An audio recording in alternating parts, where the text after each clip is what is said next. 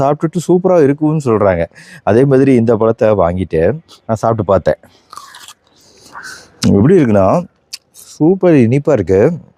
இந்த ஆப்பிள் எப்படி இருக்கும் அந்த மாதிரி ஒரு தன்மையும், பேரிக்காய் கடிச்சா வரக்கூடிய அந்த க்ரன்ச்சியாக இருக்குது பழம். நல்லா இனிப்பாகவும் இருக்குது. சிஜியம் அப்படின்னு சொல்லிட்டு இது ஆங்கிலத்தில் அழைக்கப்படுது.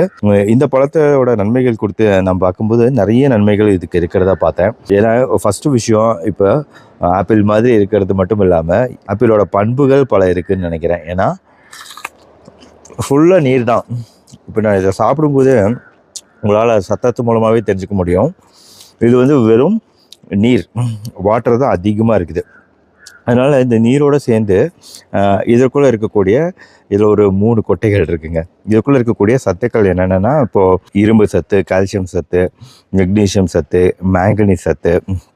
இப்போ இரும்பு சத்து இருக்குனாலே என்ன அர்த்தங்க, நம்மளுக்கு ரத்த சோகை, அனீமியா போன்ற விஷயங்கள் வரக்கூடிய வாய்ப்பு குறைவு. இரும்பு சத்து எதனால அதிகமாக இருக்கும், ஏன்னா ஹீமோகுளோபின் ப்ரொடக்ஷன் நல்லாயிருக்கும். அடுத்தது கால்சியமும் மெக்னீஷியமும் எந்தெந்த உணவுகள் அதிகமாக இருக்கோ எலும்புகளுக்கு நல்லது.